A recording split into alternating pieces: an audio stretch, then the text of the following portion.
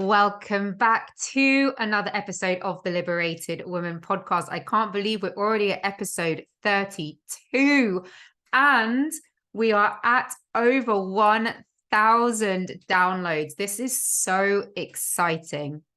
When I started this podcast about 4.5 months ago, I would never have anticipated that so many people would really be listening to it, appreciating the learnings and the wisdom that they're receiving from the stories that I share, my personal stories, the wisdom that comes from both myself and the incredible women that I have on as guests on this podcast. And I'm so grateful to every single one of you for being a human heartbeat in my community and for listening to these stories and absorbing the nuggets of wisdom that we share here in each and every episode. So thank you so much. It really means the world to me that you're here with me in my community and that you are listening and participating and absorbing all the knowledge and the wisdom that you are learning. I would love it if you, while listening to this podcast, if you could take a screenshot of it and share it on Instagram and tag me at _Shani Bella. It really supports in getting the word out and spreading the magic so that more women can start forging their path to wild liberation. It really is my life's mission and my purpose that more and more women remember who they are and awaken to their wholeness and forge their path to their own wild liberation and find safety in doing so.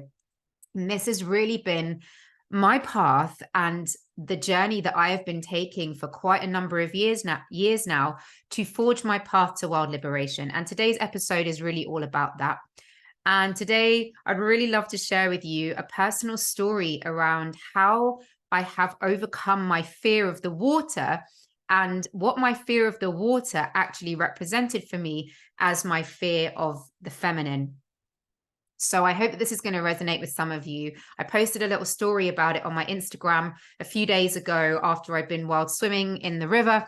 And I did get some responses from women saying that this suddenly made sense to them and they started to understand a lot more about parts of themselves that they had been avoiding or couldn't connect with, and that the little story, the little snippet that I shared on that Instagram story really spoke to them. So I want to kind of expand on it in today's episode and share with you my own personal journey around this in the hopes that it will resonate with you and that you will also have some awakenings and remembrances. So let's dive in.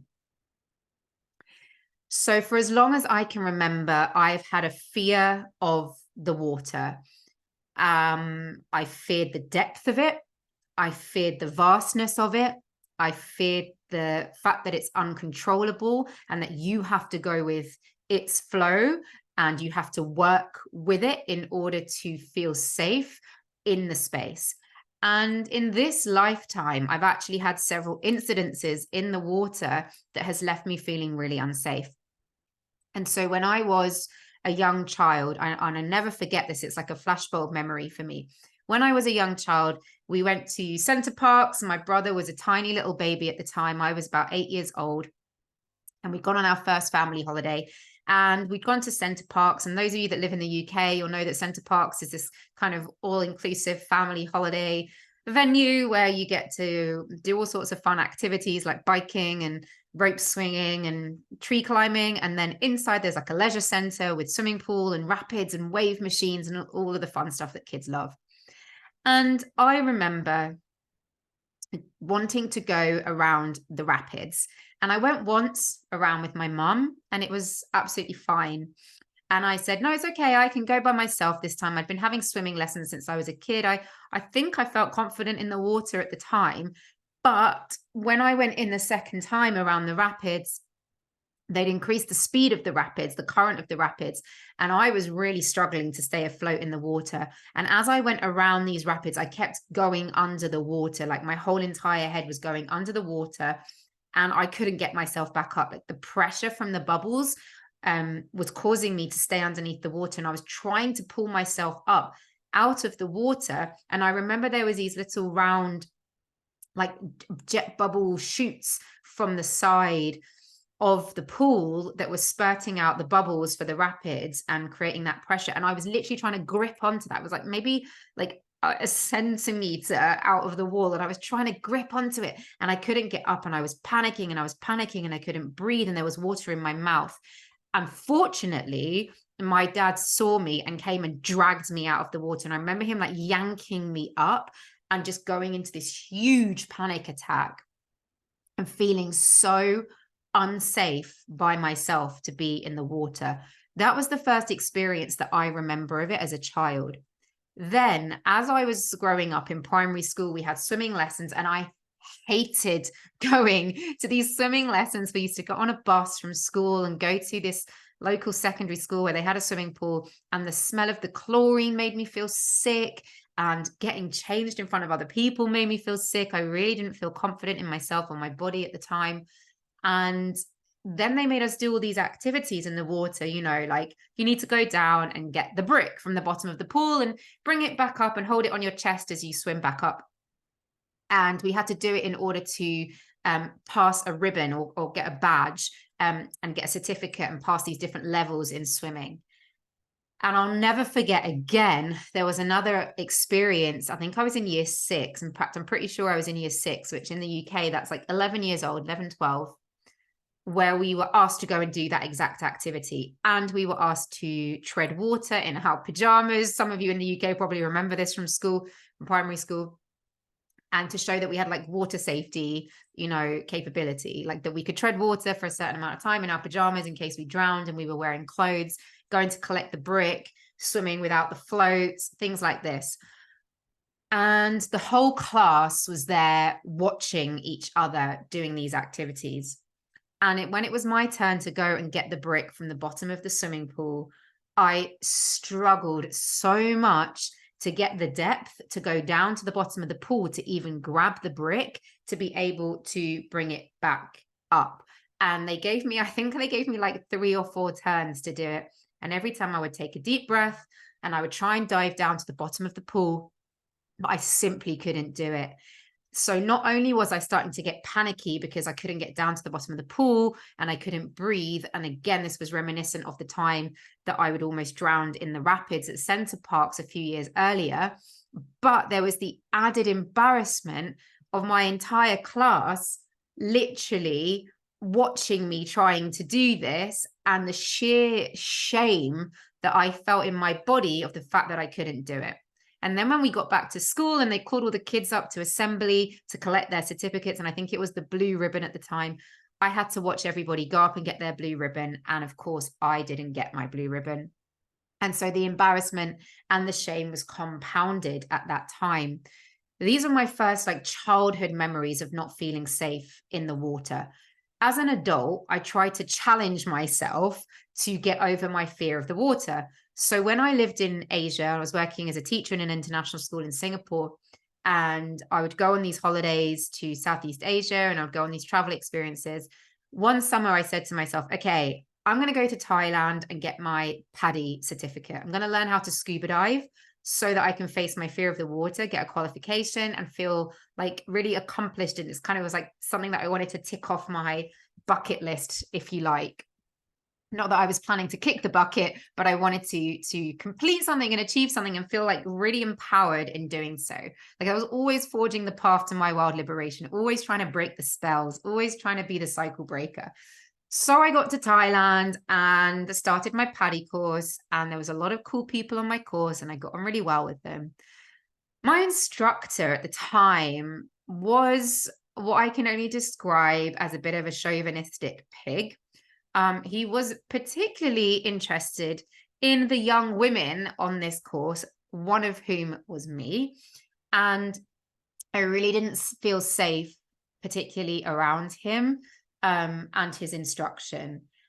And I just remember this one time we had to go down again and do the test where we went down about 30 meters into the sea, and we had the oxygen tanks on our backs and we had to breathe, and we had to show him that we could go down gently under the water and do the pressure and release the bubbles and all the rest of it, and then make our way back up to the surface. So I started to lower myself down. I was already feeling panicky, of course, because of my previous traumas in the water. I was like, I can do this. I've got this. I can do it.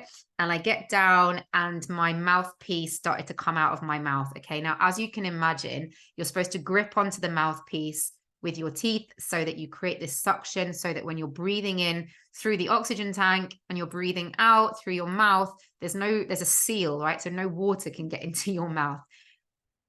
I broke the seal by panicking, or by somehow that mouth guard piece started to come out of my mouth, and I was starting to swallow water, and I was signaling at them like, get me up, get me up, get me up. I have to get out of the water. And I was quite low down. I must have been around 15 meters already below the surface. And of course, like I got my way back up. It felt like forever before I hit the surface of the water. And of course, I had a panic attack again. Somehow, miraculously, I did actually manage to pass my PADI test.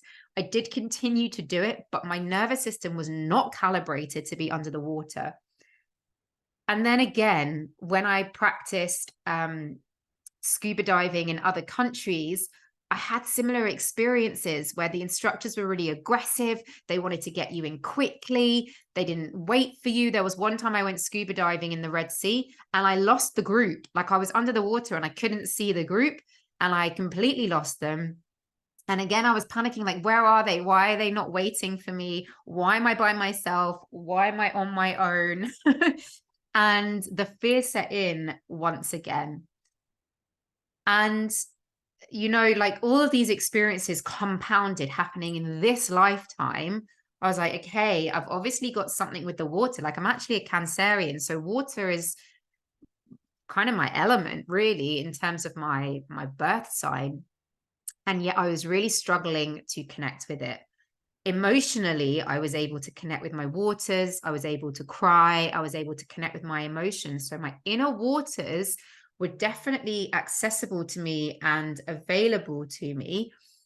But in terms of my connection to being in the water externally, I still really, really struggled with it.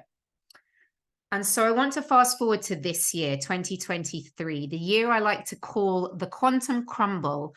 And I will share a whole episode about that, called the quantum crumble. This is the year that my life has crumbled behind the scenes. And I've shared some of it with you on the podcast, and I've shared some of it with my mailing list. And if you're not on my mailing list, get on my mailing list, because I share more insights there and personal updates as well. Some of you that follow me on Instagram would have seen part of my story. But this year has been a quantum crumble, and it started on December the 31st, 2022, when we had a ceremony at our house with some friends, and I put into the fire the intention of, I want to remove all patriarchal conditioning from every cellular memory of my body. I'll just let that one sink in. I want to remove all patriarchal conditioning from every cellular memory of my body. Not a small intention, right? I was not joking. I did not mince my words. Remember that words are spells. And when you use your words, and the words have power, you cast spells. So words have spells, words have power. Choose your words wisely and with discernment. Now, I'm really glad I said those words, because I needed to go through this quantum crumble. I've needed to reveal more parts of my shadow. I needed to alchemize that and create magic around that and turn those shadows into gold, which I've done all year long. But with that intention, so much started to shift. So the next day, January the 1st, 2023, we started to get a leak in our roof. I noticed damp patches in the bedroom, in our bedroom, and I was coughing and coughing. And then I started noticing them in the front bedroom. So I was panicking, because I thought, oh my goodness, well, the actual roof is obviously got a leak. And as a Cancerian, safety and protection is very important to me. And so the literal roof over my head was collapsing and crumbling, right? And so I had to get a roofer in to fix the roof. And so I reached out for some recommendations of roofers, and I got recommended a few, and I called around and got some quotes. And then I took this one roofer that was recommended to me. And unbeknownst to me, he absolutely scammed me. I paid out quite a lot of money. We're talking in the thousands. The house next door to me was also having their roof done. And they saw my roof and took photos of it and sent it to the landlady and said, your roof is not fixed. And I'd already paid him and he disappeared.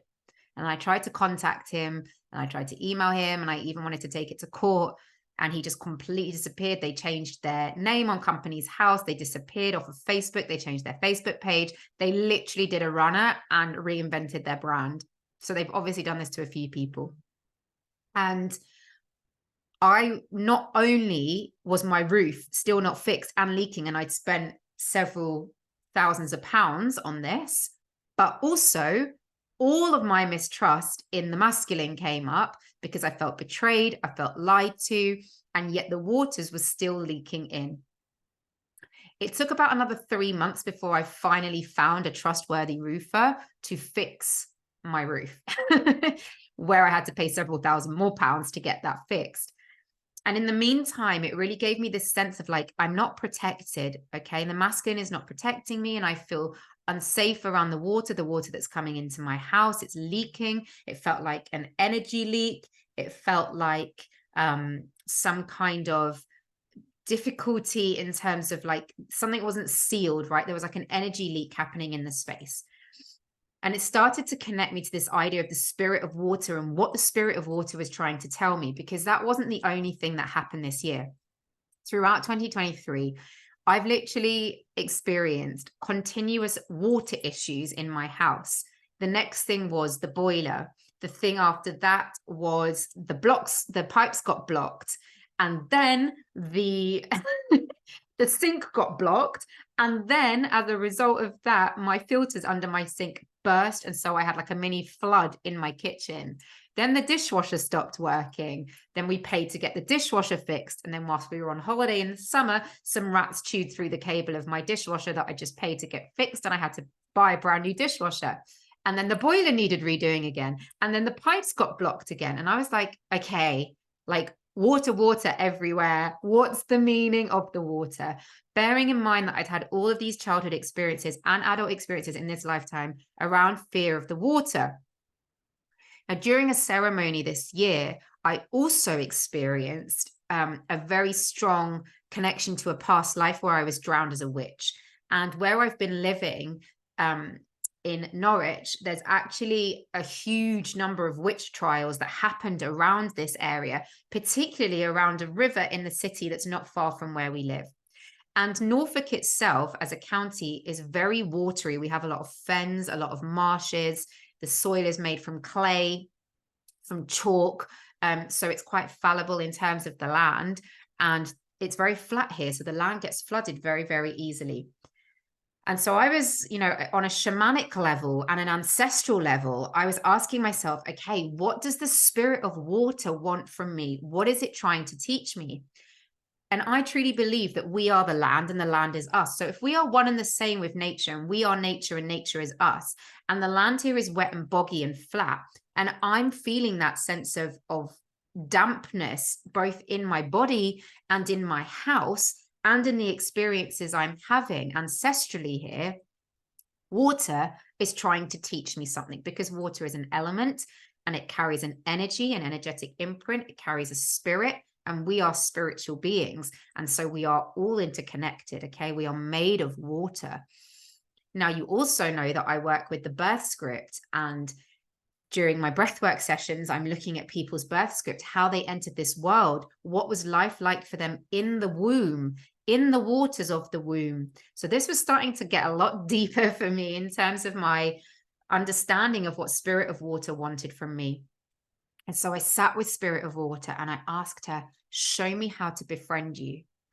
Right now, I'm afraid of you. I'm really scared of you. Show me what I can do to become friends with you so that I can embrace you and invite you into my life and feel safe, and calibrate my nervous system to understand the lessons that you are teaching me. And this is something that you can do when you have something that you are afraid of. You can do this too. This is something that you can really sit with the element of the spirit of something and ask them.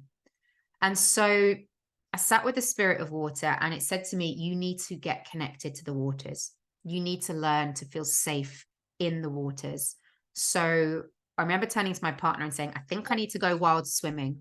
I think I need to go wild swimming. I think I need to experience what it's like to be in the waters. Okay, what it's like to experience this, what it's like to have a connection to the waters. And so I reached out to a group of women who I know go wild swimming around here. And I started to go with them. I started to connect with the waters. And it was incredible, really, because as I started to connect with the water and as I started to go wild swimming, the first time I got there, I felt so nervous to get in the water. Not only was I scared of the water, I was scared of the cold. I started in the summer, so it felt a little bit easier to get in. And first of all, I just dipped my toes in. And each week I would progressively build myself up so that I could get myself immersed in the water. And I remember the first time I fully allowed myself to get in the water, I had this like huge rush of like a release, ancestral release from the time that I was drowned as a witch, from the time that it wasn't safe for me to be in the womb, from the time that it wasn't safe for me to surrender into the waters. And it was such an incredible feeling to feel that connection to the water and to be like, the water carries me. The water is safe for me. It's safe for me to be in here. And I felt like I was literally breaking ancestral curses and chains just by being in that water. And I've continued to go wild swimming every week with these lovely ladies. And each week I've got braver and braver to swim further and further. And now it's really cold and I'm still getting in that water. And it's really incredible because what it started to teach me is that when you are afraid of something externally, it's usually something that you are afraid of internally. I used to be afraid of fire. And then I had a past life regression into understanding that I was burnt at the stake. And so no wonder I was scared of the fire, because I was burnt for my power, and my fire was my inner power that I was afraid of. And that was at the beginning of my spiritual awakening. I was afraid to release the kind of power that I knew I had within me. And it's the same with the water. I was afraid of the vastness, the chaos, the mess of the deep, dark feminine, the underworld, being underwater. And for me, I've always felt this sense of like a fear of drowning, of being trapped under the water. It's always been there for me. Ever since I was a child, I remember having that fear, which is ancestral. And it comes from a past lifetime, or several past lifetimes, in fact. And it comes from the fear of like, hey, I had a power and you drowned me for it.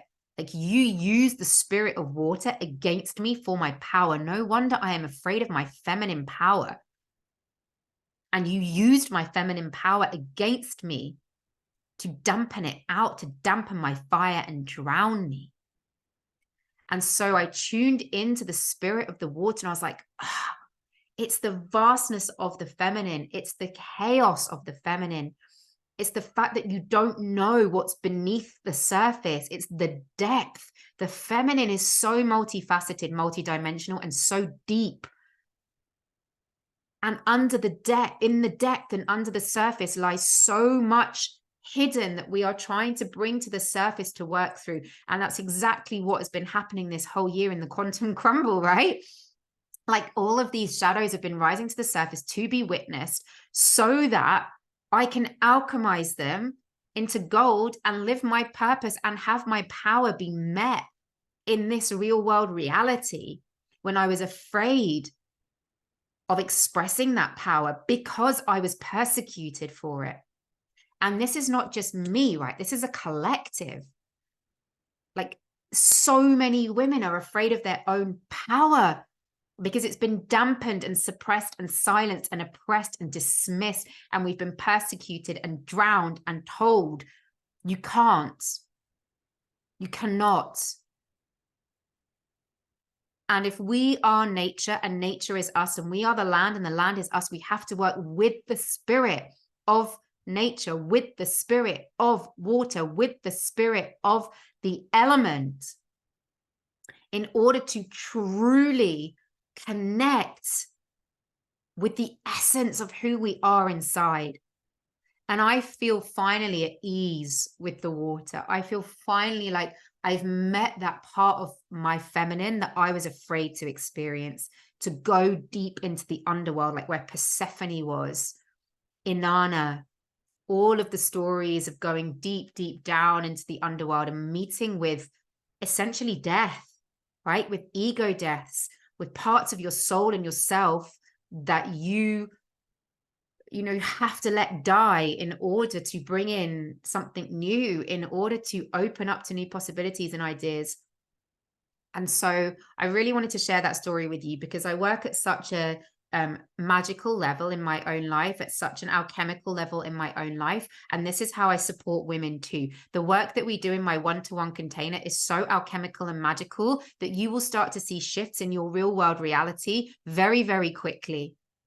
I will work with you on clearing this ancestral trauma. I will work with you on clearing past life. I will work with you on clearing things that you have experienced in this lifetime so that you can cultivate the safety in your body to know that you are worthy of experiencing alchemy and change and transformation in your outer reality. The way that I do it for myself by forging my own path to wild liberation, I take you along with me and do the same for you. That's why this work is alchemy. That's why this work is magical. That is why I would never call myself a coach, because I'm not a coach. I'm a magical priestess being. I'm an oracle. I'm a witch. I work with magic. I work with alchemy.